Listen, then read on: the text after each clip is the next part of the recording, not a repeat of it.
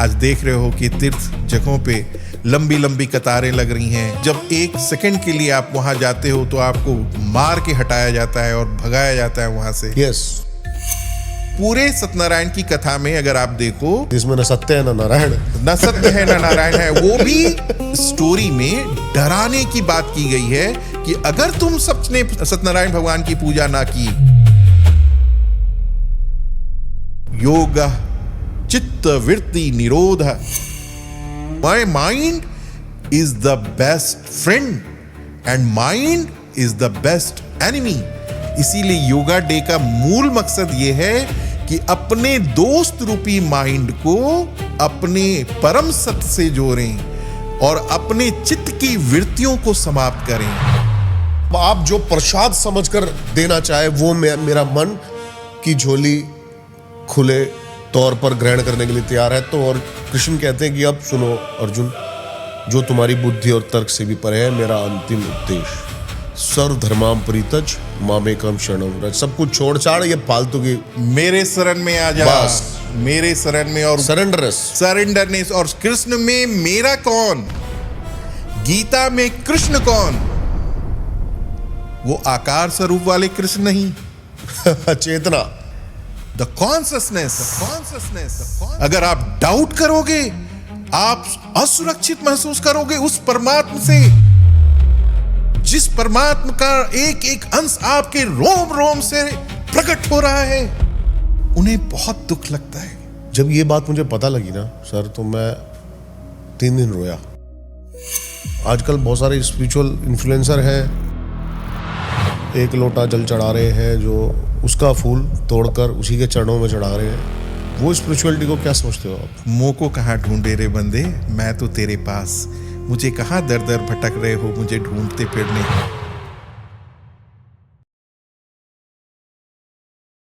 बता रहे हो ना सर, मेरे को इंटरेस्ट इसलिए है कि पूरी जिंदगी एक बच्चा पैदा होता है और वो 9 to 9 की जॉब की तैयारी करता है और आपने उसको छोड़ने की तैयारी करी, यानी कि उससे परम और ऊपर वाला आनंद मिला।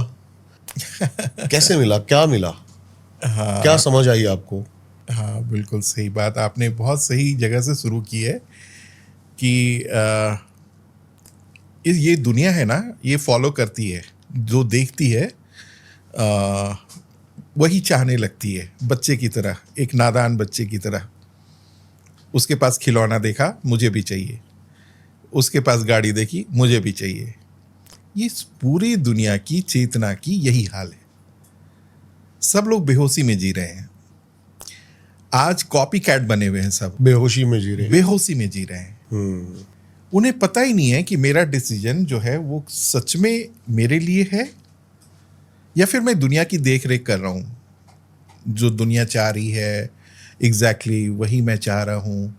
दुनिया ने गाड़ी खरीदी, मुझे भी गाड़ी चाहिए। दुनिया घूमने गए, मैं भी घूमने जाऊंगा। उनका अपना, उनके पास कुछ है ही नहीं। जिस दिन वो अपना जाग जाता है, फिर वो अपने के उस बड़े अस्तित्व को देखना या समझना शुरू कर देता है। जिस दिन देखना और समझना सीख जाता है, उस दिन समझ और समझने वाला दोनों एक हो जाता है। समझ और समझा जाने वाला, क्या बात, दोनों एक हो जाता है। उसी को सत्य कहते हैं। जो लोग सत्य को नहीं जी रहे हैं, पूरी दुनिया असत्य को जी रही है। और असत्य क्या है? आपका सत्य मेरे लिए सत्य नहीं हो सकता, मेरा सत्य आपके लिए सत्य नहीं हो सकता, लेकिन हम दोनों का सत्य एक ही है। बूंद को सागर से मिलना, बूंद को सागर से मिलना। अभी हम यहां कह लें कि दिन हो रही है जी, रात अभी 12 बज रहे हैं, मैं बिल्कुल सत्य बोल रहा हूं। इसी धरती के दूसरे लोकेशन पे रात है, वो कह रहा है जी बिल्कुल सत्य कह रहा हूं, रात है। हाँ, सत्य तो दोनों कह रहे हैं। सबका सत्य है अपना अपना, सबका अपना अपना सत्य है। आप कहते हो जी मुझे तो इसको मुझे कॉफी पीने में बहुत मजा आता है, ये आपका सत्य है। मुझे शरबत पीने में बहुत मजा आता है, मेरा सत्य है। तो सत्य की वेरिएशन होती रहती हैं। और सत्य डिपेंड करता है आपकी क्वालिटी ऑफ चेतना पे, कि किस लेवल की चेतना है आपकी। लेकिन जिस दिन सत्य आप समझ जाते हैं, सत्य नहीं सत्य, सत्य जिस दिन समझ जाते हैं तो आपको अपना घर मिल जाता है, आपको अपनी एड्रेस मिल जाती है, आपको अपना लोकेशन मिल जाता है। फिर आप इस दुनिया के साथ मूव नहीं होते। फिर दुनिया की चीज जो आप चाह रहे हैं, दुनिया की चीज जो आपको अट्रैक्ट कर रही है, सत्य में जाने मात्र भर से वो सारी चीज आपकी बाय प्रोडक्ट हो जाती है। फिर उसके लिए आप भागते नहीं हो, वो आपके पीछे भागती है। फर्क सिर्फ इतना है, एक उसके पीछे पूरी जिंदगी दौड़ता रहता है, हांफता रहता है, लहूलुहान होता रहता है, उसे हाथ नहीं आती, और हाथ आती है तो उसे जी नहीं पाता क्योंकि उसके पास अब वक्त नहीं है जीने को। और एक वो तरीका है कि आप अपने परमानंद के, सच्चिदानंद के उस अनंत में समा जाते हो, उस मौन के उस निराकार अस्तित्व में समा जाते हो, अपने अव्यक्त के व्यक्त स्वरूप में समा जाते हो, व्यक्त के अव्यक्त स्वरूप में समा जाते हो। तो ये सारी चीज जो कल तक आपके माइंड में कंसीव की थी, जो डिजायर थी, वो सारी बाय प्रोडक्ट हो जाती हैं आपकी। वो ऑटोमेटिकली आपके पास आने को ललायित रहती हैं, आपका एक कदम और उनका 1000 कदम आपके आने की तरफ। क्या बात है, बहुत सही। इसको मैंने जिया है, इसको मैंने जिलाया है, तभी कॉर्पोरेट लाइफ से, तभी मैं कॉर्पोरेट वर्ल्ड से इस वर्ल्ड में बहुत खुश होते हुए, happiest person on this earth का फील करते हुए इस जीवन को जी रहा हूं। इस जीवन का जो आपने कहा कलेक्टिव या क्वालिटी कॉन्शियसनेस, बीज क्या है कि वो बीज पड़े? आपने बताया कि जीना ही ऐसे है, लेकिन वो कैसे इस डगर पर आ सके? हाँ, ऑब्वियसली हमारी कंडीशन माइंड जो है ना, हाँ, वो हमारे अपने एड्रेस से मुझे इतनी दूर लेके चली गई है कि मुझे अपना एड्रेस मिल नहीं रहा। यू टर्न कैसे ले कुछ समझ में नहीं आ रहा।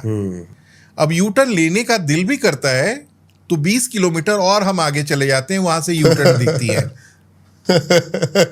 आप समझ रहे हो मैं कहना चाह रहा हूं? आपकी उस डायरेक्शन में फ्लो की स्पीड इतनी हाई है, ब्रेक लेते लेते आप 20-30 किलोमीटर और आगे चले जाते हो, और फिर जाके आपको वहां से यू टर्न का एक बोर्ड दिखता है। फिर 1-2 किलोमीटर और चलते हो, फिर उस डायरेक्शन को देखते हुए यू टर्न लेते हो। फिर यू टर्न जिस दिन ले लेते हो, उस दिन से एक भरोसा जागृत होती है कि चलो कम से कम हम एक रास्ता पकड़ाया, एक दिशा पकड़ाई, वो हमें हमारे रियल एड्रेस पे मुझे ले जा रही है। और जब फिर धीरे धीरे किलोमीटर्स कम होते चले जाते हैं, आपका घर दिखना शुरू होता है, फिर थोड़े समय के बाद वो वक्त आता है कि आप और आपका घर एक हो जाता है। इसीलिए अपने अंदर अपने अव्यक्त स्वरूप को देखना, जानना, समझना और उसमें विलीन हो जाना, यही मुद्दा है उस परम कॉन्शसनेस के बीज को फिर से जागृत करने का। आज ये पूरी दुनिया जो लहूलुहान है, ये पूरी दुनिया की जो स्थिति है, आप हर जगह देख लो, लोग जेलस हैं, लोग तड़प रहे हैं। आपने सही कहा, बिल्कुल सही कहा। लेकिन आपने जिस चेतना की बात करी ना, ये कि अभी मैं सोया हुआ हूं, ये भी जागने की अवस्था ही है। लेकिन मैं उनकी बात कर रहा हूं जिनको पता ही नहीं है कि मैं सोया हुआ हूं। वो कैसे उस लोकेशन को मैप पे डालेंगे कि मैं काफी आगे निकल आया हूं? उनको तो पता ही नहीं है मैं हूं कहां। उनको तो लगता है मैं जहां भी हूं वहीं होना सही है। कई बार बहुत सही कहा आपने, इसे कहते हैं इग्नोरेंस ब्लिस। इग्नोरेंस ब्लिस का मतलब मूर्खता की एक आनंद होती है। उस आनंद की कोठरी से लोग बाहर निकलना नहीं चाहते, और वो आनंद परम आनंद के इक्विवेलेंट होती हैं। मूर्खता की उस तक जब उस आनंद में रहता है मूर्ख व्यक्ति या बेहोश व्यक्ति, तो उसे लगता है यही दुनिया है हमारी, यही रियलिटी है। लेकिन जब उसके जीवन में अचानक से कोई बहुत बड़ी सी हादसा होती है, जब उसके जीवन में पैसे रहते पैसे का मूल्य समझ में नहीं आता है। आप आज एम्स में जाके देखो, अगले कितने लोग ऐसे हैं वहां जिनका अगला 1 घंटा उनके पास नहीं है। उनके पास करोड़ों पैसे हैं, उनके पास करोड़ बहुत बड़ा नाम है, उनके पास बहुत सारे तीमारदार करने वाले लोग हैं, लेकिन जीवन चाह के भी वो बचा नहीं पा रहे। ऐसे वक्त जब दुनिया में आती है, जीवन में समय में बहुत लोगों की आंखें खुली, बहुत पैसे थे, सब कुछ कंट्रोल में, जैसे ड्राइविंग सीट में खुद बैठे हुए हैं, गाड़ी खुद चला रहे हैं, ऐसा अनुभव था उन्हें। लेकिन लगा कि नहीं, कोरोना के समय ऐसा फील हुआ कि नहीं, गाड़ी चलाने वाला कोई और था, हम तो गलतफहमी में जी रहे थे। कई लोगों की इनलाइटमेंट हुई, कई लोग अपने रियल एड्रेस की तरफ मूव हुए, अपनी बैक डायरेक्शन में आए। तो आज की ये हालत ये है कि हम किसी भी हालत में अगर हम इग्नोरेंस ब्लिस को जी रहे हैं, जैसे कि मैं एक छोटा सा उदाहरण दूं, बताइए। अगर आपको खुजली होती है, पैरों में खुजली हुई, कई बार खुजाने में बहुत आनंद आता है, और आप उसको खुजाते हो जी भर के, और एक ऐसा वक्त आता है कि उससे खून निकल जाती है।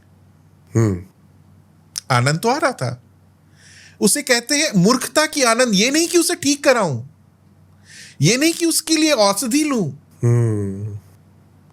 तो ये पूरी दुनिया जो है ये मूर्खता के आनंद को जी रही है। निकलेंगे कैसे? और इससे निकलने का सिर्फ और सिर्फ एक ही तरीका है, अपने अंदर के आनंद को पाना, अपने अंदर के खजाने को ढूंढ लेना, अपने अंदर के विराट संपत्ति को ढूंढ लेना, अपने अंदर की संतलत को ढूंढ लेना, अपने अंदर के साम्राज्य को ढूंढ लेना, अपने अंदर के सच्चिदानंद को ढूंढ लेना, जो टेम्पररी नहीं है, परमानेंट, जो परमानेंट है। बाकी जितनी खुशियां हैं सारे रीजन बेस्ड हैं, सारी बैसाखी पे हैं। कार है तो खुश हैं, गाड़ी है तो खुश हैं, गर्लफ्रेंड है तो खुश हैं, बच्चा है तो खुश हैं, शादी हो गई तो खुश हैं, नौकरी मिल गई तो खुश हैं। These all happiness are the reason based happiness. एक भी चीज हटा लो वो दुखी हो जाएगा। ऐसे खुशियों को कहते हैं बैसाखी की खुशी। आपकी वो रीजन, आपकी वो बैसाखी, द मोमेंट कोई खींच लेता है, आप फिर से दुखी हो जाते हो, फिर से आप बिल्कुल टूट जाते हो। लेकिन ऐसी खुशी जो बिना बैसाखी के है, वो आपके अंदर अंतरत चलती चली जा रही है। हर वक्त आपके अंदर एक मुस्कान होता है, भरोसा होता है, सुरक्षा होती है, और समर्पण और सुपुर्दगी की वो परम आनंद होती है। फिर आपको किस बात की चिंता? आप सुपुर्द होके, उस सरेंडर होके, उस आनंद को जब जीना शुरू कर देते हो, उसको कहते हैं परमानंद, परमानेंट खुशी। आप स्पिरिचुअल कोचिंग करते हैं, आपने बताया कि अभी आप आर्मी को कोचिंग दे रहे हैं, स्पिरिचुअल कोचिंग। आपसे जो मैंने थोड़ी देर बात करी अभी, तो आपकी जो स्पिरिचुअलिटी है वो ध्यान है, अंदर जो आप कह रहे हो देखना। लेकिन आजकल बहुत सारे स्पिरिचुअल इन्फ्लुएंसर हैं, एक लोटा जल चढ़ा रहे हैं, जो मालाएं चढ़ा रहे हैं, फूल चढ़ा रहे हैं, उसका फूल तोड़कर उसी के चरणों में चढ़ा रहे हैं। वो स्पिरिचुअलिटी को क्या समझते हो आप? एक्चुअली स्पिरिचुअलिटी के बहुत सारे स्टेज हैं, है ना। जो वैदिक स्पिरिचुअलिटी है या जो वैदिक समझ है उस परमात्मा को जानने की, वो हर वक्त आपको ये गाइड करता है, बताता है कि जो परमात्म दर्शन है वो बाहर नहीं होते, परमात्म पूजा वो बाहर नहीं होते, परमात्म पूजा और दर्शन सब आपके अंदर हैं। इसीलिए कबीर ने भी कहा है, मोह को कहाँ ढूंढे रे बंदे, मैं तो तेरे पास, मुझे कहाँ दर दर भटक रहे हो मुझे ढूंढते फिरने। आज देख रहे हो कि तीर्थ जगहों पे लंबी लंबी कतारें लग रही हैं गाड़ियों की लाइन में, और जब एक सेकंड के लिए आप वहाँ जाते हो तो आपको मार के हटाया जाता है और भगाया जाता है वहाँ से। इतने किलोमीटर आप कष्ट करके गए, राम राम शिव शिव भक्ति भक्ति कृष्ण कृष्ण सब कुछ कहा आपने, और द मोमेंट आप अब उस जगह पे जाते हो तो आपको डंडे पड़ते हैं और वहाँ से भगाया जाता है। और आपके दर्शन सिर्फ एक सेकंड के लिए होते हैं, वो भी प्रॉपर नहीं होते क्योंकि भीड़ इतनी होती है। हम कहाँ ढूंढ रहे हैं भगवान को? हम कहाँ जा रहे हैं?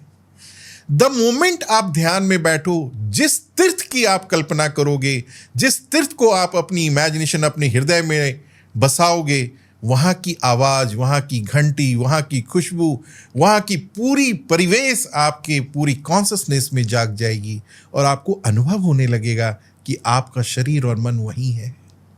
दर्शन कभी बाहर नहीं होते, दर्शन होते हैं तो सिर्फ और सिर्फ अपने अंदर होते हैं।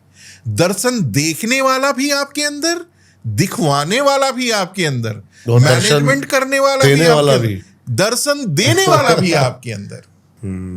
माला कहे काट की तू का फेरत मोहे, मन का फेर दे तुरंत मिला दूं तो है। यस, कहां ढूंढ रहे हो? कहां भाग रहे हो? कौन सी नाटक कर रहे हो? कौन सा ड्रामा कर रहे हो? कौन सी दिखावा कर रहे हो?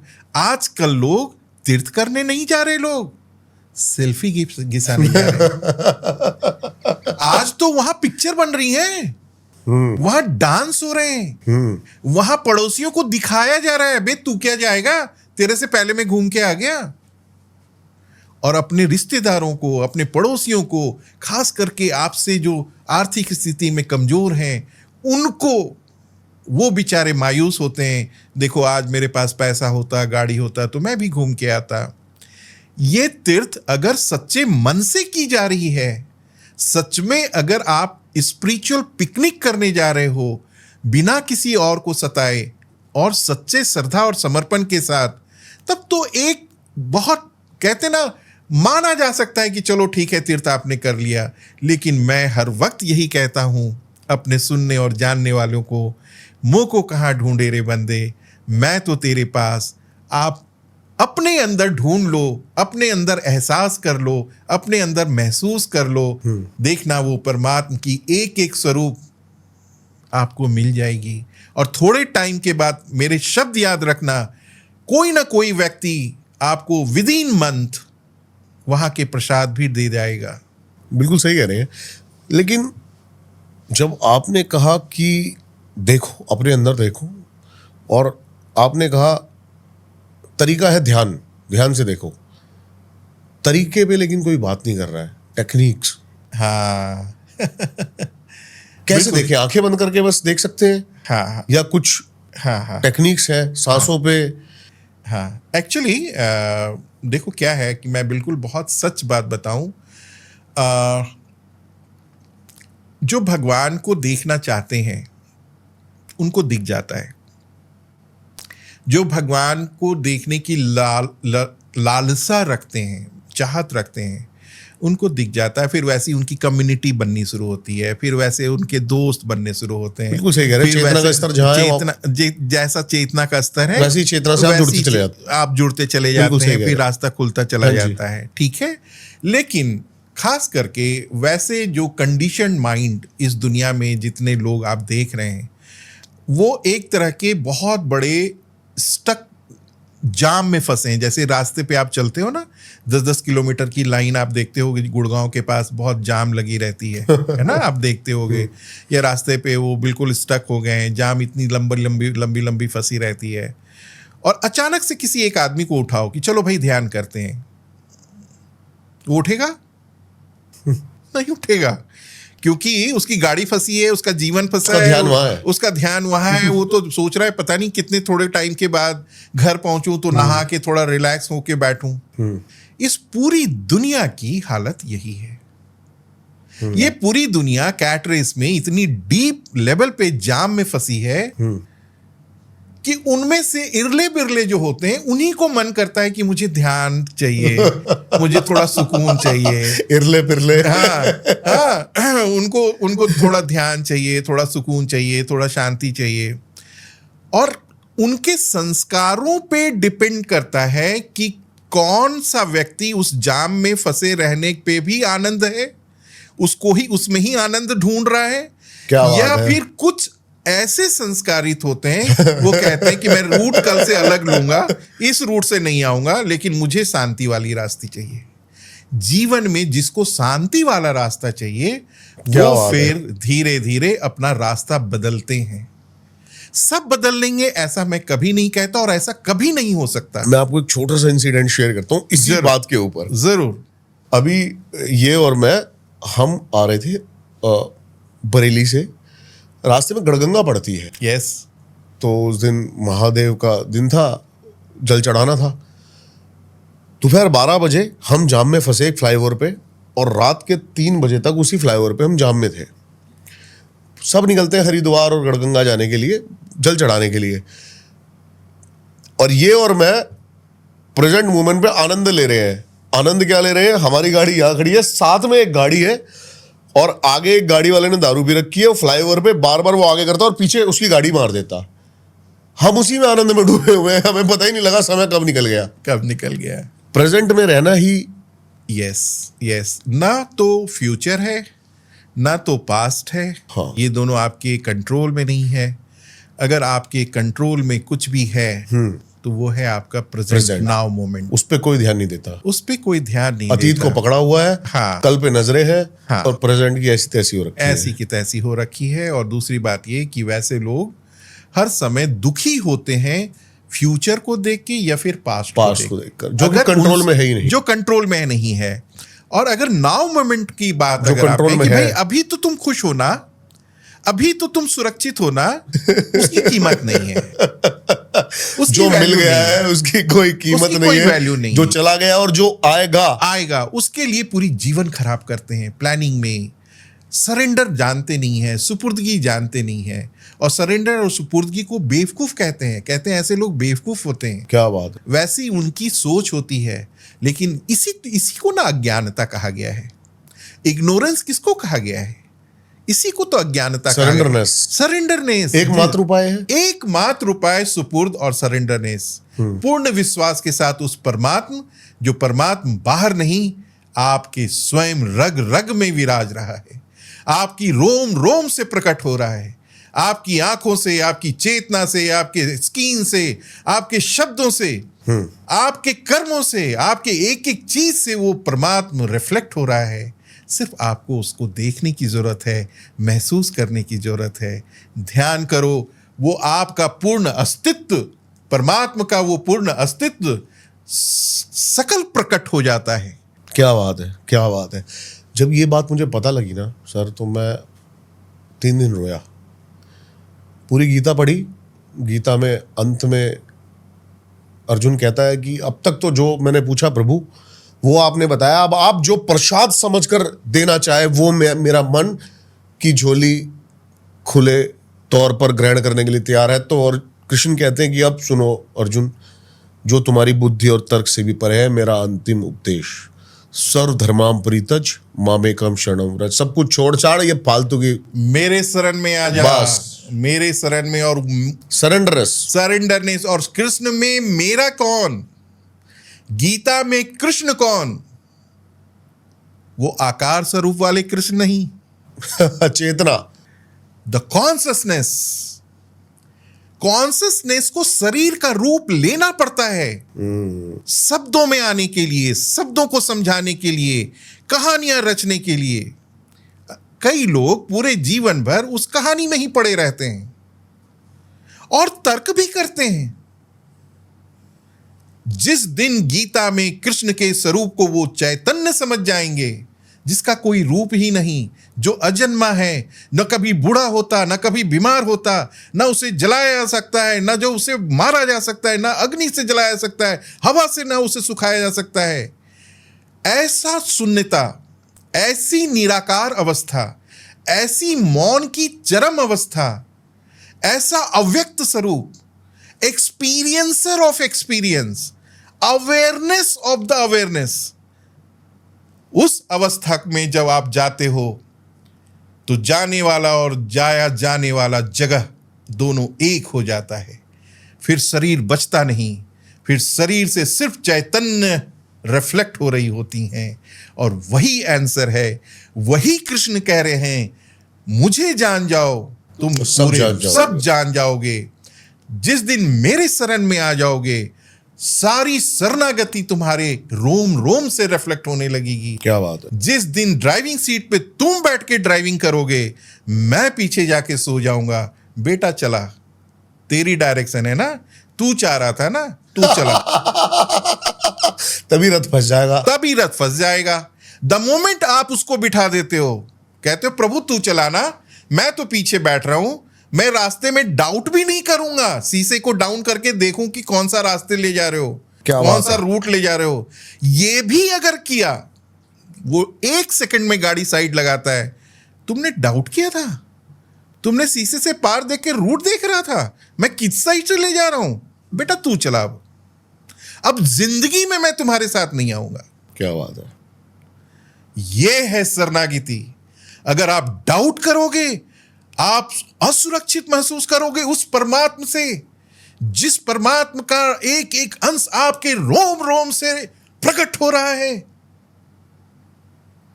उन्हें बहुत दुख लगता है, क्योंकि आप कॉन्शसनेस के ही बायोलॉजिकल शरीर हो, उसी कॉन्शसनेस के बायोलॉजिकल प्रेजेंस हो, उसी कॉन्शसनेस के शरीर स्वरूप में हो। बिल्कुल सही कह रहे हैं। अब वो शरीर स्वरूप जो अपने बाप पे, अपने सोर्स पे जहां से आया है, उसको अगर डाउट करता है, वो मायूस होता है, फिर चाबी पकड़ा देता है, बेटा चला, तू ही चला। फिर आप रोते हो, हंसते हो, बिलखते हो, प्रभु प्रभु प्रभु।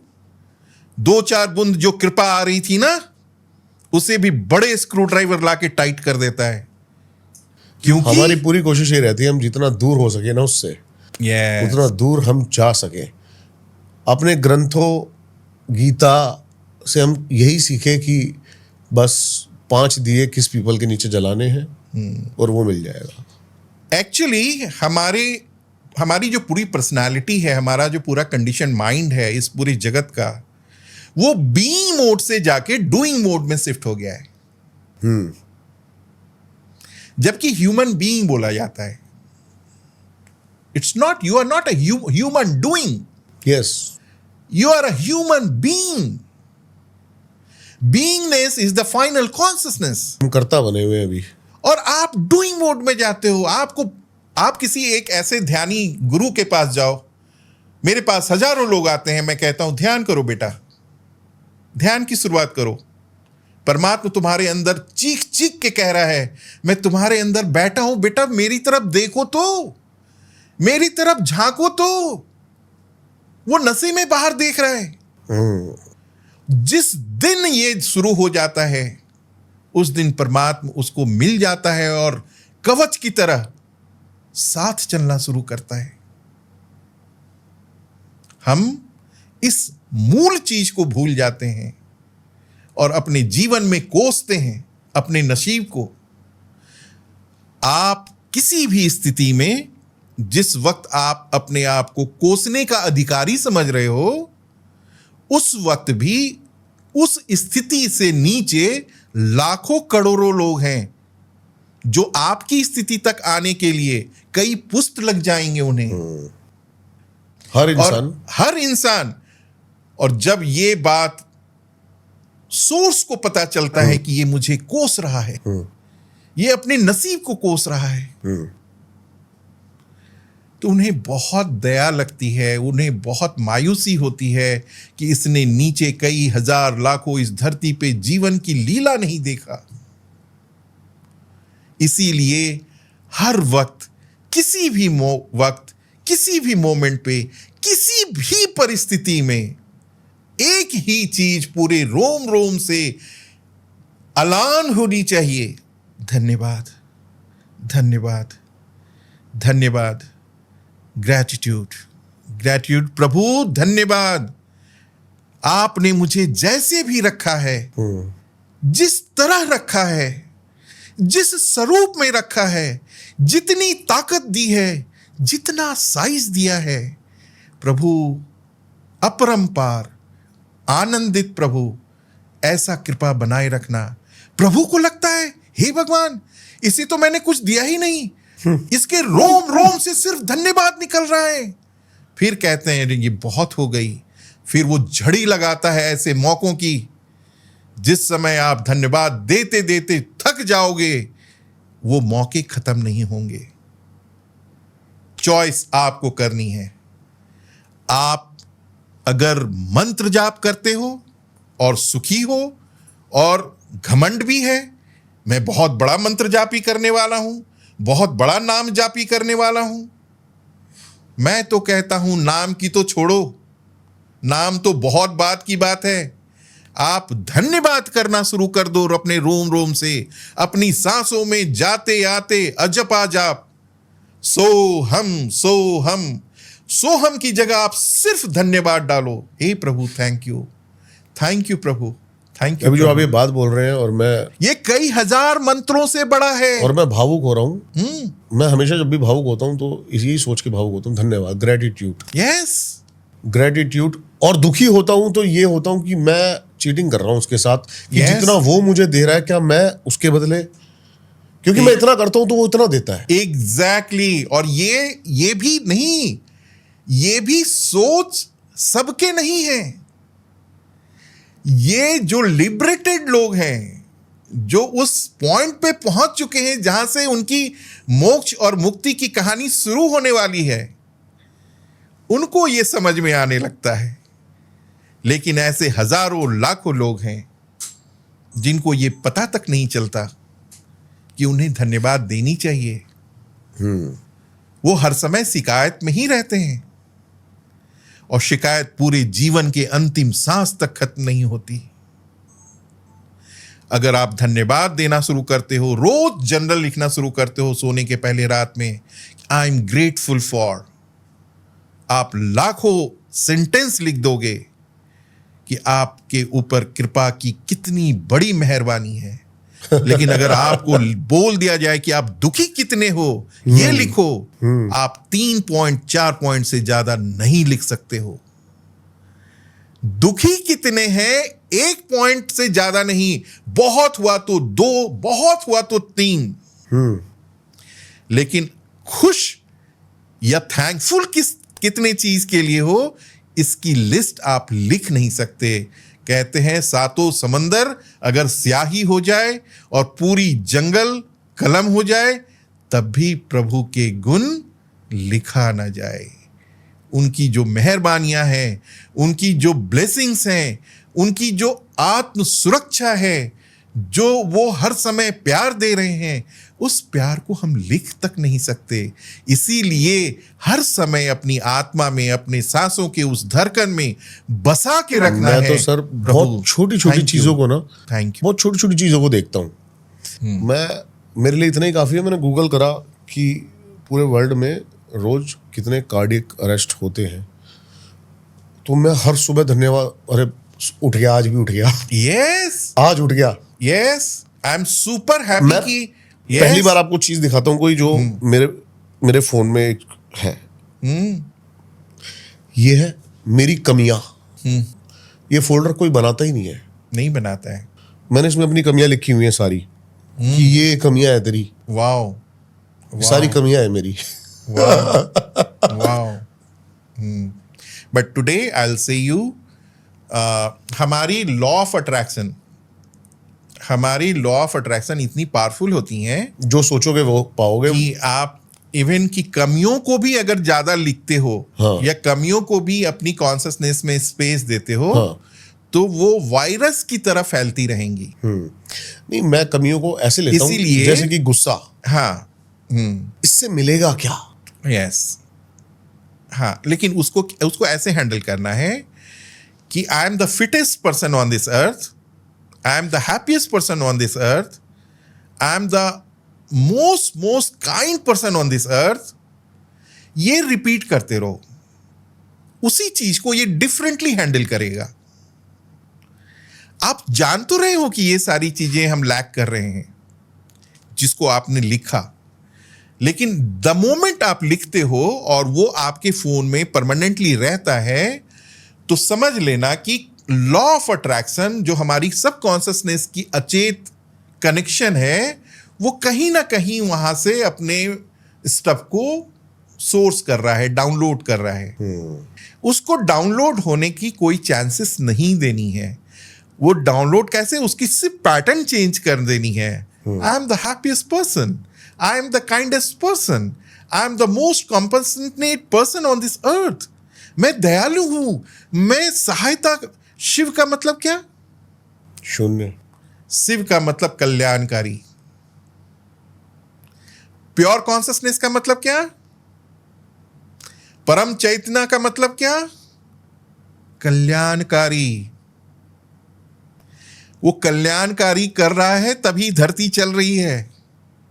ये पूरी प्रकृति, पूरा विश्व, पूरी जागृति, सांसें, धूप, हवा, अग्नि, सब ये कल्याणकारी स्वभाव के कारण ही ये शरीर भी, स्थूल शरीर, सूक्ष्म शरीर, कारण शरीर, ये सारे चीज उसी कल्याणकारी के एक्सप्रेशन है।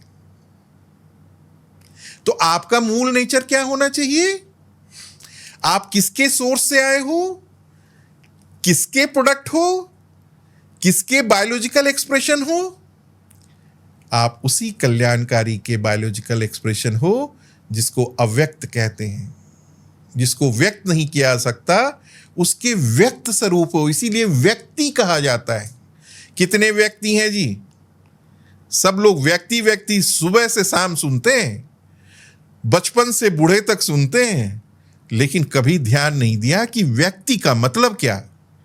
व्यक्ति मतलब व्यक्त करने वाला।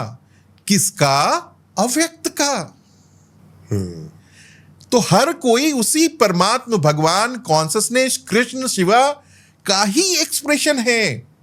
लेकिन इस दुनिया में आता है, बस तुरंत कलर करना शुरू कर देता है, कारपेंटरी करना, प्लम्बरिंग करना, मैकेनिकल करना, जो मन आता है वो करना शुरू कर देता है दुनिया के साथ। और ये भूल ही जाता है कि वो आया कहां से। और उसे कितना दुख होता होगा जब हम उसके स्वभाव को ना जीते हों। अपने पिता, अपने पुत्र से छोटा सा उम्मीद तो जरूर रखते हैं कि मेरा बेटा मेरे कुछ स्वभाव को कैरी करता है कि नहीं करता है। कौन ऐसा बाप है जो अपने पुत्र में अपने स्वभाव को जीते हुए ना देखना चाहता हो? कोई दयालु है, कोई बहुत, लेकिन ये चाहना सही है?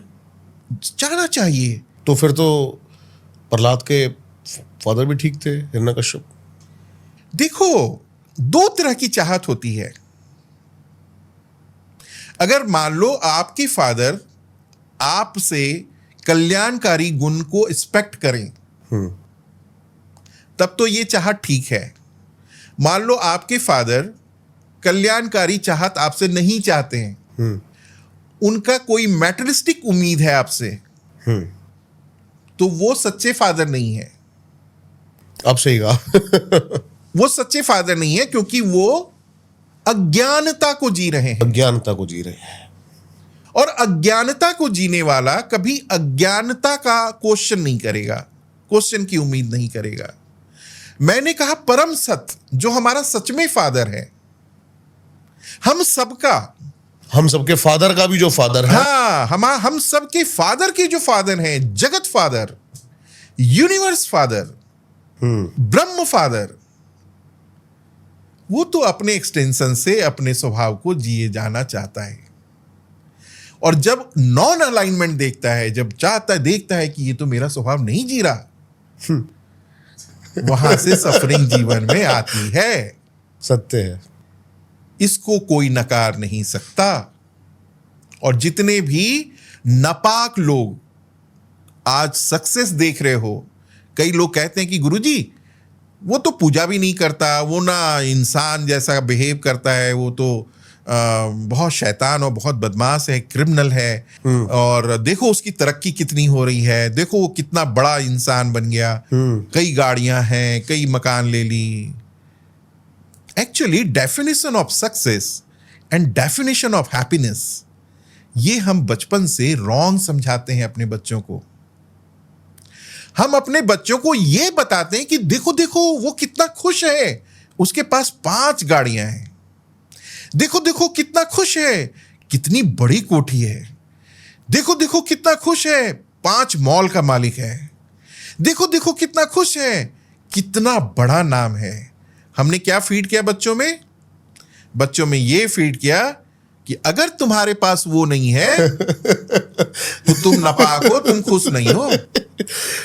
बिल्कुल सही कह रहे हैं, हमने बच्चों में ये फीड किया। मैंने एक दिन लाइव देखा ये। हाँ, एक फादर एक अपने बच्चों को कहते, मेरी रिश्तेदारी में ही है, देखेंगे शायद पॉडकास्ट।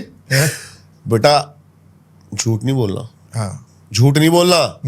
इतने में एक फोन बजता है, वो कहते पापा नहीं है यहाँ पे। सर घूम गया बच्चे का कि अभी तो झूठ नहीं बोलना, और अभी ये पूरी दुनिया दोहरी मुखौटी मतलबी दुनिया जिया जा रहा है, जी रही है। पता ही नहीं है उनको, पता ही नहीं है। बेहोशी ये करा देती है। अज्ञानता की आनंद इतनी तगड़ी होती है कि उस नशे से टूट के बाहर आना बहुत मुश्किल है, जब तक कि ऐसे सत्संग ना हो। We are not doing a podcast, इसे कहते हैं सत्संग।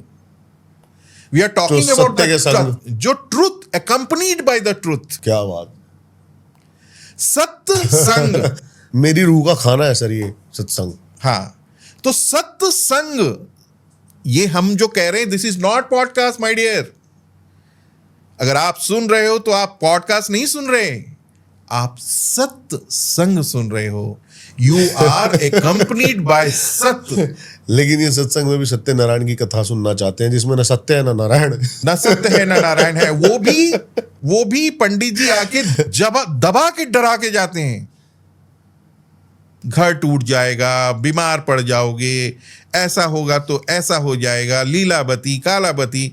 और उसमें पूरे सत्यनारायण की कथा में अगर आप देखो तो वो स्टोरी में डराने की बात की गई है कि अगर तुम सत्यनारायण भगवान की पूजा ना की, या अगर सत्यनारायण भगवान का प्रसाद खाए बिना चले गए तो तुम्हारा विनाश होगा। ये बात समझने की है। हम दूर से तो कह दें कि ठीक है, सत्यनारायण भगवान के पूजा में जो 7 चैप्टर्स हैं, वो कथा जो की जाती है, उसमें जो डर दिखाया जाता है वो टूवर्ड्स भगवान की तरफ लाने के लिए बताया जाता है।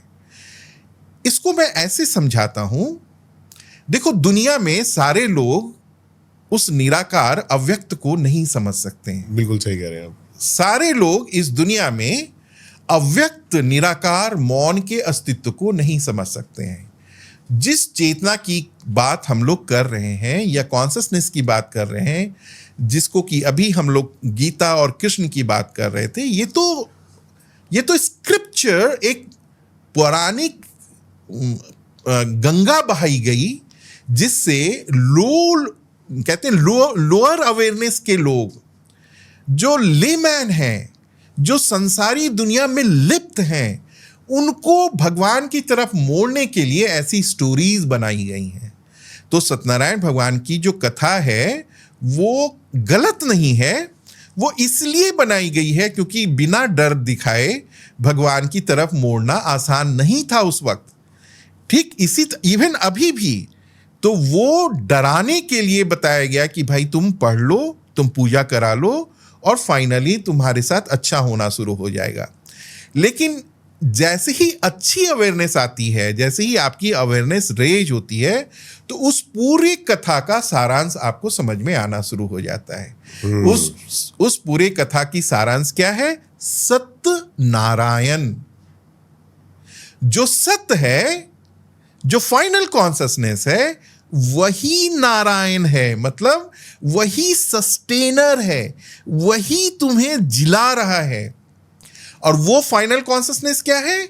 When you go there from your आकार शरीर, from your form being, form to formless, तो ये पूरी संरचना जो कथाओं की है, उस कथाओं में बेसिकली इसलिए बताया गया कि संसार में लिप्त लेमैन, संसार में हर आदमी ज्ञानी नहीं होता है, और इस अज्ञान की दुनिया में फंसे हुए जितने लोग हैं उनको भगवान की तरफ मोड़ने के लिए ये कथाएं बनाई गई हैं। बिल्कुल सही जितने कह भी रहे हैं। पौराणिक स्टोरीज बिल्कुल सही कह रहे हैं हैं सब उनके लिए बनाई गई हैं। लेकिन अगर आप ब्लेस्ड हैं, आपके संस्कारों के सीरीज ने आपको इस मोड़ पे लाके खड़ा रखा है कि जहां से ये बात आपको धीरे धीरे समझ में आनी शुरू होती है, तो समझ लेना कि आप लिबरेट होने के लिए तैयार बैठे हो। मतलब आपकी मैच्योरिटी, जो इंश्योरेंस में पैसे डाले थे, वो आपकी मैच्योरिटी बिल्कुल नजदीक आ गई है, और वो समझ एक दिन इतनी कंसीव कर जाएगी कि वो संस्कार पिछले सारे टूट जाते हैं और आप लिबरेट हो जाते हो। उसी को कहते हैं मोक्ष, उसी को कहते हैं मुक्ति, उसी को कहते हैं समाधि। योग का मतलब क्या है? आज हम 21 जून जो इंटरनेशनल योगा डे मनाने वाले हैं, उसका मतलब क्या है? योग चित्त वृत्ति निरोध। उसका मतलब ही है कि अपने मन से हटके समाधि की तरफ जाओ, अपने मन को इंप्रूव करो। कहते हैं my mind is the best friend and mind is the best enemy. Mind जो है सबसे बड़ा दुश्मन है और सबसे बड़ा दोस्त है। डिपेंड करता है कि उसको यूज करने वाला कितना लिबरेटेड है, डिपेंड करता है कि उसको यूज करने वाला कितना अवेयर है।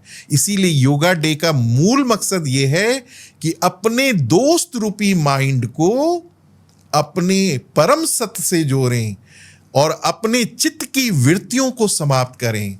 आप लाख योगा करें, अगर आपने ध्यान नहीं किया, आप लाख योगा करें, अगर आपने चित्त की वृत्तियों को समाप्त नहीं किया, क्या बात है। तो आप इस दुनिया के मोस्ट कंफ्यूज्ड इंसान दिखेंगे। योग और योगा में क्या फर्क है? योग इज समाधि। योग मीन्स ध्यान। ध्यान। यस। और योगा मीन्स बॉडी की स्ट्रेचिंग। नहीं, योगा तो इंग्लिश वर्ड है जिसमें ए लगाया गया, क्योंकि इंग्लिश में अगर आप योग लिखेंगे तो वो पूर्ण नहीं होता, इसीलिए उसमें YOGA लगाया जाता है, योगा। जबकि जो उसका रियल मीन है, जो रियल शब्द है, वो योग है, अपभ्रंश है योगा। योग मेन शब्द है, और मेन शब्द योग का मतलब चित्त वृत्ति निरोध, अपने चित्त की वृत्तियों को निरोध करना। और ये बिना यम नियम के नहीं हो सकता। आप एक तरफ, मैंने बहुत सारे लोगों को आप अपनी सोसाइटी में देखेंगे, मैं बहुत योग करता हूं जी, आप देखोगे पार्क में सुबह सुबह पहुंच जाते हैं, 20-25 लोगों को के साथ वो कंप्लीट योगा करते हैं, और कान में आते समय कान में न्यूज भी सुनते हुए आ रहे होते हैं, रील भी देखते हुए आ रहे होते हैं। कोई छोटा सा बात हो नहीं गया, तुरंत उग्र भी हो गए, गुस्सा भी हो गए। ये योगा है? योग क्या शरीर को सिर्फ फिट रखने की विधि है? योग करते हो और आपसे जेलसी नहीं गई, योग करते हो और आपसे क्रोध नहीं गया, योग करते हो आपसे मानवकारी आपके कोई कर्म नहीं होते, योग करते हो परिवार पे गुस्सा होते हो, योग करते हो आपकी डिवोर्स की बात चल रही है, ये योग है? माय डियर फ्रेंड, ये योग नहीं है। योग तो अपनी चित्त वृत्तियों की समाधि है। आप अपने वृत्तियों को जब तक कंट्रोल नहीं करते, चित्त के आनंद स्वरूप में जब तक डुबकी नहीं लगाते, आपके जीवन में वो योग दिखेगा नहीं। और योग का मतलब सिर्फ अपने लिए नहीं, पूरे विश्व के कल्याण के लिए योग जब करते हो, प्रकृति के लिए, पशु पक्षी के लिए, वातावरण के लिए, हवा के लिए, वायु के लिए, अग्नि के लिए, आकाश के लिए, पृथ्वी के लिए, तब जाके आपका योग पूर्ण होता है, क्योंकि सबके साथ आप एकाकार हो जाते हो। क्या बात है। बेसिक पे आते हैं सर कि आइए थोड़ा सा ध्यान की टेक्निक्स कैसे एक नॉर्मल बंदा, बताइए कैसे बैठे, क्या सोचे, क्या करे सबसे पहले? बिल्कुल बिल्कुल, बहुत सही। मैं बिगनर्स के लिए जरूर कहूँगा कि सबसे पहले तो ये कॉमन कहूँगा कि इस पूरे दुनिया को ध्यान की सख्त जरूरत है। मैं हाथ जोड़ के विनती करता हूं अपने सुनने वालों को, अगर जीवन में शांति और सुकून के साथ पूरा जीवन बिताना चाहते हो, लीस्ट एफर्ट में मैक्सिमम माइलेज लेना चाहते हो, जीवन में असंघर्षित जीवन जीना चाहते हो, ध्यान करना शुरू कर दो। नेक्स्ट कैसे? नेक्स्ट बिगनर्स के लिए कैसे ध्यान किया जाए? देखो, अगर आप पहले से ध्यान का घर में माहौल है, ध्यान के बारे में आपने सुना है, जाना है, तो आपके मेहनत थोड़ी कम होंगी। लेकिन मैं उन लोगों के लिए कह रहा हूं जो ध्यान की ना तो माहौल है, ना कभी सुना है, लेकिन ध्यान करना चाहते हैं, तो वैसे लोगों को मैं हाथ जोड़ के रिक्वेस्ट करूंगा कि बच्चे में हम लोग एक गेम खेलते थे, स्टैचू। आपको याद होगा, 5-10 बच्चे एक साथ चल रहे हैं और कहा स्टैचू, तो जो जहां जिस पोजीशन पे वो खड़ा हो गया और जो जरा सा भी हिला वो आउट। याद है? खेलते थे हम लोग। तो हम आपको शुरू से योगी बनाने की विधि नहीं बताएंगे क्योंकि वो आपके ऊपर से जाएगा। साधना बताने की विधि नहीं बताएंगे क्योंकि वो भी ऊपर जाएगा।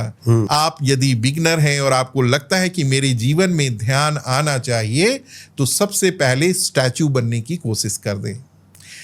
स्टार्ट विथ 1 महीने में 15 मिनट या 10 मिनट आप जहां भी बैठे हैं, आंखें बंद करके without doing anything, simple being होने का एक्सपीरियंस, मौन होके स्टैचू बन जाए। जैसे आंखें बंद की, सांसों पे ध्यान और पूरा शरीर स्टैचू।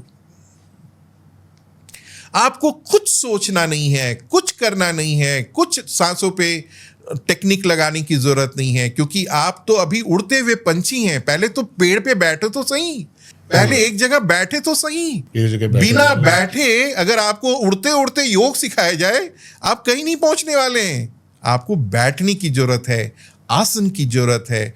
तो अपने अस्तित्व को सबसे पहले बिल्कुल शांत होके, रिलैक्स होके, एक घर के सबसे बेस्ट कॉर्नर जो आपको सबसे प्यारा लगता हो, प्रकृति के पास, घर में, कहीं भी, अगर खुला आकाश है तो उससे अच्छी तो कोई और बात हो नहीं सकती। खुले आकाश में उसको एप्रिशिएट करते हुए कि wow, I love you the sky, आपकी ये नीलापन, आपका ये विशालता, आपकी ये अनंत इन्फिनिटी, मैं आपसे प्यार करता हूँ। मैं आप ही का एक बच्चा हूँ, आप ही का एक एक्सटेंडेड बॉडी हूँ। आपके नीचे, आपके छत के तले, इस शरीर और मन के साथ मैं सिर्फ बैठा हूँ मौन, और इस मौन में हमारा शरीर एक स्टैचू की तरह बैठा है। द मोमेंट आप इसको शुरू करेंगे तो आप देखेंगे कि आपके मन में विचार चलने शुरू होते हैं। आंखें बंद हुई, सामने आपके मनस्पटल पे पिक्चर चलनी शुरू होती हैं। वो रूल जुलूल सी पिक्चर, कहाँ से आई, कहाँ चली गई, बिना पैर, बिना सर, वो कौन सी इमेजिनेशन है, कौन सा पिक्चर है। कभी आप पिक्चर देखने लगते हो, कभी आप घर देखने लगते हो, कभी आप सड़क पे होते हो, कभी अपने ड्रेस को देखते हो, कभी किसी डिस्टेंस रिलेटिव के फेस याद आ जा रहे हैं, कभी आप कोई शादी का सीन देख रहे हो, कभी आप मारपीट की सीन देख रहे हो। ये सारे आपके विचार में चल रहे पटल के एक मूवी हैं। और आपको सिर्फ इतना कहना है, my dear mind, my dear this picture, I am not this. मैं ये विचार नहीं हूं, मैं ये दृश्य नहीं हूं, मैं यह पिक्चर नहीं हूं, मैं मन का मन हूं, माइंड का माइंड हूं। I am the mind of the mind. मैं इस माइंड में चल रहे पिक्चर का दृष्टा भर हूं। जैसे ही आप इस दृष्टा के भाव को जागृत करेंगे, तो देखना आपके अंदर चल रहे उस विचारों से आप डिटैच हो जाएंगे, आपका स्वरूप अलग हो जाएगा। फिर आप अपने स्वयं से पूछना, मेरे विचारों को देखने वाला मेरे अंदर मैं कौन? मेरे विचारों को देखने वाला मेरे अंदर मैं कौन? ये आपकी छोटी सी अनुभव, ये छोटा सा विचार, छोटी सी एक्सपीरियंस, अनुभूति, वो ब्रह्म की तरफ आपको ले जाएगा, वही शुद्ध चेतना की तरफ आपको ले जाएगा। फिर एक दिन देखने वाला और देखा जाने वाला दोनों एक हो जाएगा। फिर न विचार रहते हैं, न शरीर रहता है, न देखने वाला रहता है, एक्सपीरियंसर ऑफ एक्सपीरियंस रहता है, अवेयरर ऑफ अवेयरनेस रहता है, समाधि का समाधि रहता है, मन का मन रहता है, आंखों की आंख रहती है। जब इस परम अवस्था में आप चले जाएंगे तो समझ लेना पूरे जीवन की कुंजी चाबी आपको मिल गई। कितने टाइम में लोग जा सकते हैं? ये डिपेंड करता है एक महीना, 1.5 महीना, ये कितने फंसे हुए हैं, कितने आगे यू टर्न पे जा चुके हैं? यस, ये डिपेंड करता है कि आपकी कितनी कंजक्शन वाली लाइफ में आप हैं। आपके पूर्व जन्म के संस्कार आपको किस तरह से केजिंग की हुई है। हर की अवेयरनेस की लेवल अलग अलग होती है। और मैं ये बहुत शर्त और सत्य के साथ कह सकता हूं कि जो लोग सफरिंग को जीने आए हैं यहाँ पे, वो लाख चालें, अंतिम समय तक ये स्थिति उनकी नहीं आती है और वो फाइनली कष्ट में ही अपने जीवन को समाप्त करते हैं। लेकिन एक आशा है, एक आंसर है, अगर वो फोर्सली ध्यान करें, मन से नहीं, फोर्सली ध्यान करें, सिर्फ सुन के कि ध्यान करने से अच्छा होता है। हम कहते हैं अगर हमें मुस्कुराहट अपने अंदर आत्मा से ना भी आए, हम अगर फॉल्स भी मुस्कुराते हैं ना, उसकी सिग्नल अंदर जाती है। बिल्कुल सही कह रहे हैं, बिल्कुल सही। अगर आप फॉल्स भी मुस्कुराते हो, जिसे नाटक वाली मुस्कुराहट कहते हैं, फीड कराना पड़ेगा, सबको फीड कराना पड़ेगा। तो जैसे वो जीना पड़ेगा, नाटक करते हो, नाटक करना पड़ेगा, तो आपको एक दिन सत्य घटना में बदल जाता है। नाटक भी करके ध्यान करना शुरू करते हो, नाटक भी करके अगर आप रोज बैठना शुरू करते हो। अभी 3-4 दिन पहले सर मैं लीची खा रहा था, लीची खा रहा और मेरे मन में चल गया कोई विचार, 2-3 कैलकुलेशन थी। मैं 2-3 विचारों के बाद मेरे एकदम से मैंने कहा अब अपने माइंड को मैंने कहा भौंकता रहे, लीची कितनी मीठी है, मैं लीची का स्वाद लेने लग गया। And one thing is very important also that लोगों को प्रैक्टिस ये जरूर बचपन से कराना चाहिए, आई am not the body, I am not the mind. पूरी कहानी, पूरे जीवन की सफरिंग, पूरे जीवन का कष्ट शुरू ही इसलिए होता है, हर चीज जो उसके जीवन में कष्ट के रूप में आती है वो टूट जाता है, क्योंकि वो स्वयं को स्वयं समझता है, मैं को मैं समझता है, मन को मैं समझता है, शरीर को मैं समझता है। इसीलिए आध्यात्मिक ज्ञान की इतनी सख्त जरूरत है कि अगर बचपन से ही लोगों को समझा दिया जाए, लोगों को बचपन से ही आध्यात्मिकता के पाठ पढ़ा दिए जाएं, बचपन से ही ट्रांसपेरेंट लेवल पे उसके टोटल एग्जिस्टेंस को डिस्क्राइब कर दी जाए कि तुम हो कौन, तो आधी से अधिक प्रॉब्लम जीवन में खत्म हो जाएंगी। क्योंकि हम जब भी, चाहे वो इमोशनल बेस की परेशानी हो, चाहे वो रिलेशन बेस की परेशानी हो, घर में किसी ने कुछ बोल दिया, घर के रिलेशन, पड़ोसी के साथ रिलेशन, समाज के साथ relation, work problem, work place में रिलेशन, ये सारे रिलेशन हैंडल कौन करता है, कौन सुनता है? आपका मन। रिस्पॉन्स कौन देता है? आपका मन। द मोमेंट आप हर्ट होते हो, आप अपने आप से पूछना, मेरे अंदर हर्ट होने वाला मैं कौन?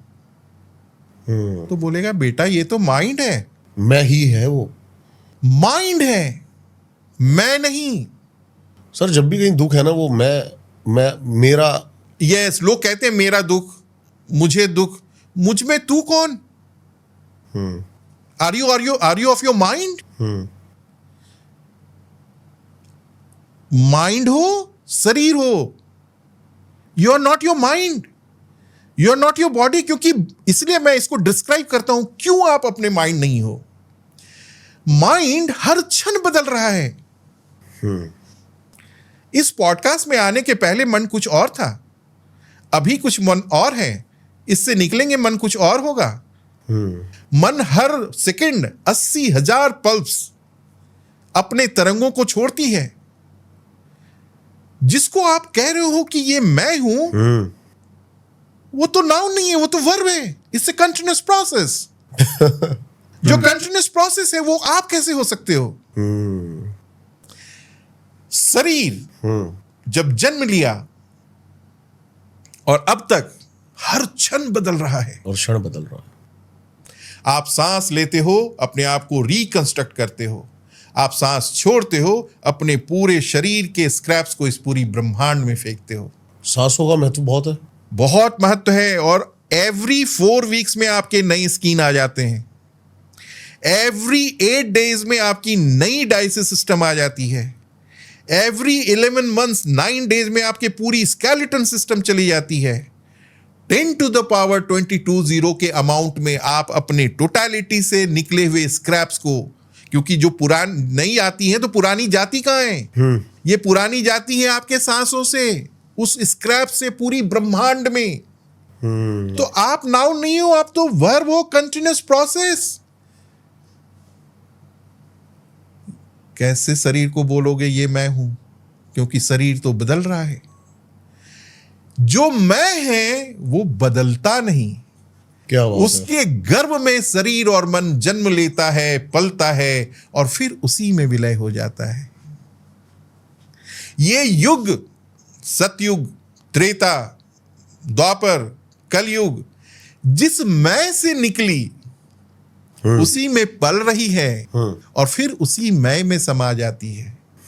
तो रियल आइडेंटिटी जो हमारी है वो है परमानेंट एग्जिस्टेंस, आदि स्वरूपा, आदि योगी, आदि अस्तित्व। इसीलिए उसको कालों के काल महाकाल बोलते हैं। इसीलिए उसे देवों के देव महादेव बोलते हैं। बाकी सारे देव हैं, महादेव एक ही हैं। बाकी सारे वीर हैं, महावीर एक ही हैं। वॉट दैट महा इज द फाइनल कॉन्शियसनेस। उसको आप कृष्ण कहो, उसको आप राम कहो, उसको आप विष्णु कहो, उसको आप ब्रह्मा कहो, उसको भक्त, जिसको शाक्ति योग वाले भक्ति भगवती कहें। ये सारे डिफरेंट अवेयरनेस के अंडरस्टैंडिंग है उस परम कॉन्शियसनेस के। द मोमेंट उस परम कॉन्शियसनेस को लोग समझ जाते हैं, उनका जीवन का मकसद, जीवन की पर्पस, ये सारी भक्तिमय हो जाती है। वो रम जाते हैं उस मैनेजमेंट में, जो मैनेजमेंट इस पूरी ब्रह्म को चला रही है, इस पूरी जगत को चला रही है। फिर आप देखने में शरीर स्वरूप में एक छोटे से शरीर आकार का दिखेगा जरूर, 25% सिर्फ रिप्रेजेंट कर रहे होगा इस दुनिया को ऑपरेट करने के लिए, लेकिन 75% उस शरीर से उस पूरे ब्रह्म को रिफ्लेक्ट हो रही होती है, क्योंकि वो 99% अपने पूरे जीवन को उसी परम अवस्था में रखता है। इसीलिए उस परम अवस्था की प्रेजेंस उस शरीर में, उस शरीर से ज़्यादा दिखनी शुरू होती है। इसीलिए कहीं जाता हूँ तो कहते हैं लोग, न जाने क्यों मैं आकर्षित हो रहा हूँ आपकी तरफ। मैं कहीं जाता हूं, न जाने आपसे बात करने का दिल करता है। It's not he, it's not she. उसकी चेतना ललकती है कि एक प्रकाश मेरे सामने बैठा है और वो प्रकाश प्रकाशित करता है पूरी जगत को, पूरे विश्व को, पूरे परिवार को, पूरी कॉलोनी को, पूरे गांव को, देश को। इसीलिए मैं बार बार कह रहा हूं कि इस पूरे जगत को ध्यान की जरूरत है। जब हमारी कलेक्टिव कॉन्शियसनेस जागृत हो जाएगी, हर व्यक्ति ऐसा फील करना शुरू होगा, तो इस देश से चोरी, अपराध, करप्शन, ये सारी चीजें खत्म हो जाएंगी। हम सरफेस लेवल पे 1 लाख मालो कितना भी काम कर लें, ग्लोबल वार्मिंग के लिए प्लांटेशन करें, दुनिया के लिए हम बहुत सारा कार्य करें, अगर चेतना शुद्ध नहीं हुई तो कुछ भी शुद्ध नहीं होगा। नदियों में पानी नहीं आएगी, गर्मी दिन रात बढ़ती चली जाएगी, अनप्रिडिक्टेबल बारिश होती रहेंगी, अनप्रिडिक्टेबल आपका बिहेवियर चेंज होता रहेगा। जिस बिहेवियर पे कल तक आपको गुमान था कि मैं गुस्सा नहीं होता, आपको पता ही नहीं चला कौन सी बात ट्रिगर्ड हो गई और आप आपे से बाहर आ गए। ये सारी चीज़ें इसलिए हो रही हैं कि आप अपने स्वयं से ही नहीं कनेक्टेड हैं। वो मासूम सा स्वयं ललकता है, तड़पता है, आंसू बहाता है और कहता है कब ये मेरी तरफ देखे और मुझे गले लगाए। जिस दिन आप गले लगा लेते हो, आप एकात्म की ज़िंदगी जीते हो, एकाकार की ज़िंदगी जीते हो। आपका जीवन लेना, आपका जन्म लेना, ये पर्पस से भर जाता है और आप जीव मुक्ति हो जाते हो, कल्याण करने लगते हो, इस जीवन का रूप बदल देते हो, प्रभु को आप विश्वास दिला देते हो कि ये प्रोडक्ट जो हमने दिया इस धरती को, इसने 4 चांद लगा दी, इसने मेरे कार्य को किया धरती पे जाके। वो प्राउड फील करता है, वो गले लगाता है और फिर आपकी कई युगों तक चर्चा होती है। इसीलिए हम स्वामी विवेकानंद को आज याद करते हैं, इसीलिए हम ऋषि रमना को आज याद करते हैं, इसीलिए जेडी कृष्णामूर्ति को आज हम याद करते हैं। हम जितने भी हमारे सनातन में, जितने भी हमारी धरती पे, हमारे इस भारत की भूमि में जितने भी योग ऋषि मुनि महर्षि लोग हुए हैं, वो प्रकाश ही तो थे, वो प्रकाशित ही तो कर रहे हैं। अभी भी हमारे शब्दों में, इस सत्संग में कोई और बोल रहा है, वो इस रूम में प्रेजेंट हैं, इस रूम में सुन रहे हैं कि हमारे शब्दों को हमारा ही जैविक शरीर आदान प्रदान कर रहा है। और उसका पर्पस सिर्फ अपने आप को सुनाना नहीं, उसका पर्पस है इस पूरे विश्व कल्याण करना, उसका पर्पस है चेतना को जगाना, उसका पर्पस है पूरे विश्व का कल्याण करना। क्या बात है सर, बहुत ही मजा आया आपसे बात करके, बहुत ही धन्यवाद आपका। मुझे नहीं लगता कि एक पॉडकास्ट काफी रहेगा आपके लिए, और भी पॉडकास्ट करने पड़ेंगे। अभी तो कैलाश पे सारी बात रह गई, लेकिन समय, हाँ, फिर कभी कैलाश पे भी बात होगी, क्योंकि कैलाश की जो तजुर्बा है, कैलाश का जो अनुभव है, अगला पॉडकास्ट आपका सर पूरा कैलाश पे ही हम करेंगे। और बहुत ही मजा आया आपसे बात करके। आई होप जब भी कहीं दुख, जब भी कहीं अंधकार, तो एक ही दवाई है, वो है होश। बिना होश के जीवन चूक ही जाता है।